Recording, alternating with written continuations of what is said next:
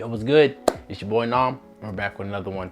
Today, we're gonna be reviewing the iPhone 12 Pro Max.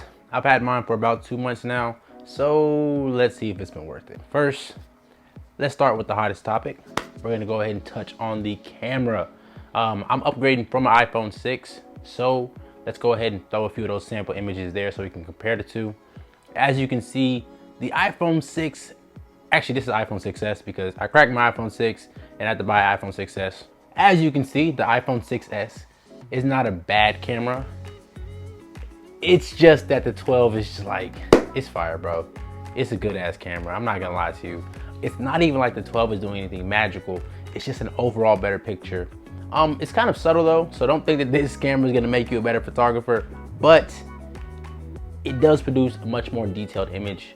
It also does a good job at like handling tricky photos. Like let's say you're in like a super high dynamic range situation where you have some crazy clouds and then you have someone in the forefront. It does a good job at like exposing for both and maintaining detail in both. So man, yeah, it's a good camera. For those of you guys who have watched a few reviews of the iPhone 12, just know that I did turn off HDR video whenever I was making these comparisons, when I was taking these comparison shots, just to make it a little bit more fair. But since we are speaking about HDR, let me let you guys know that it is second to none.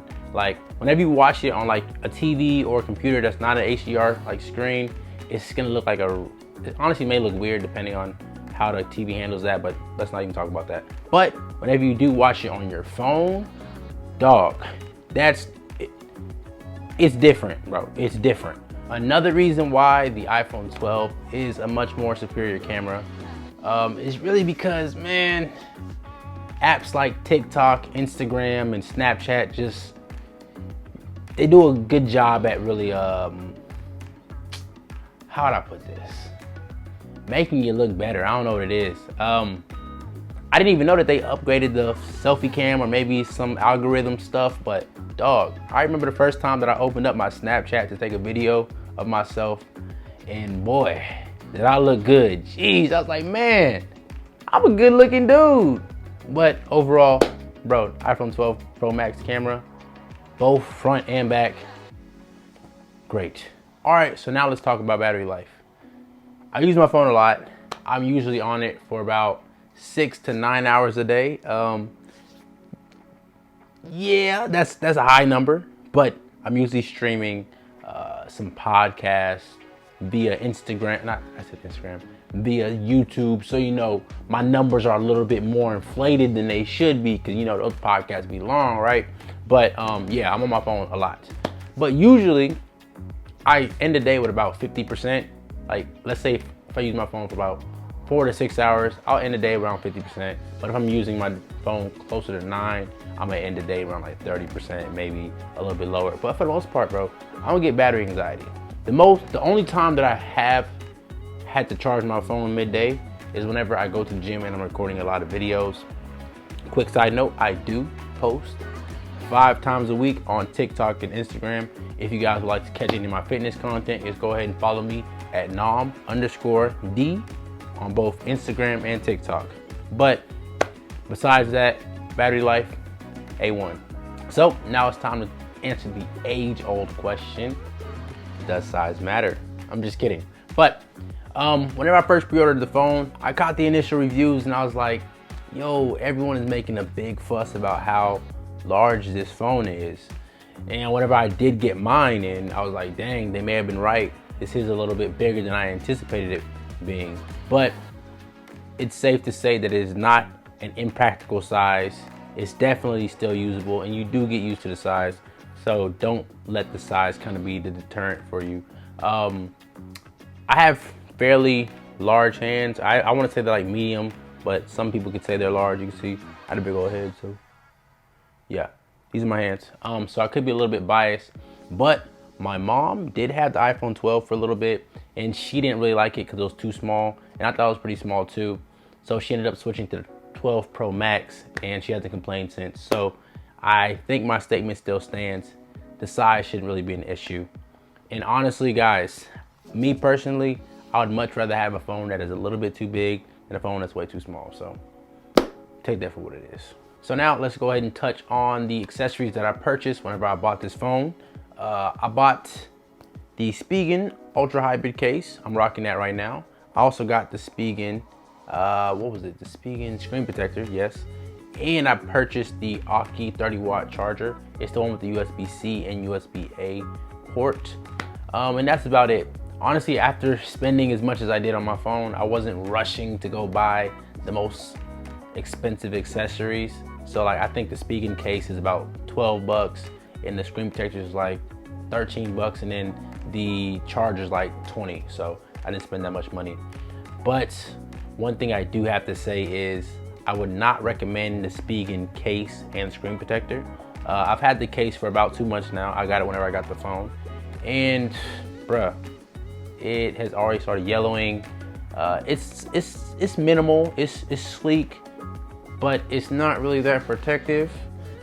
So if you're not gonna purchase Apple Care, I wouldn't recommend using this as your only form of protection. I'd recommend getting a case that's a little bit beefier.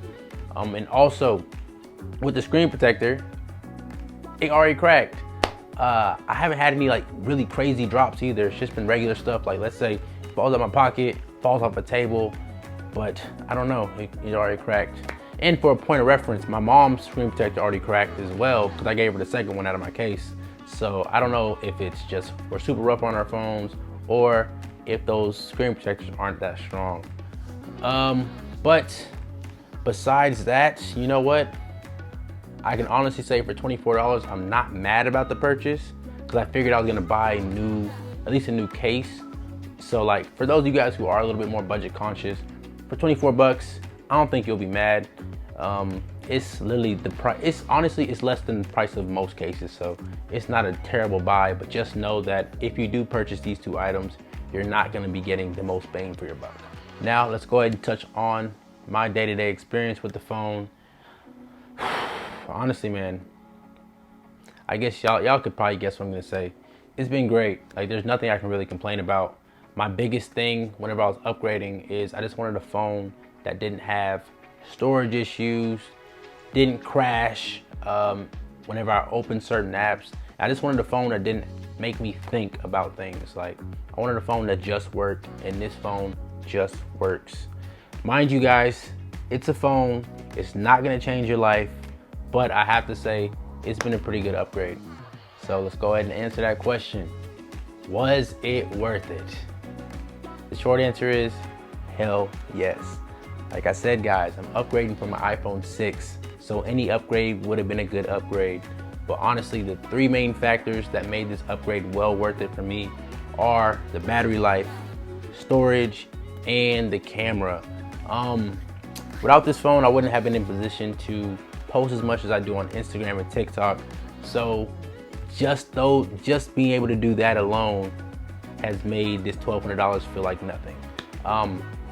But for you guys who aren't really on social media like that, I still do believe that this phone is well worth it.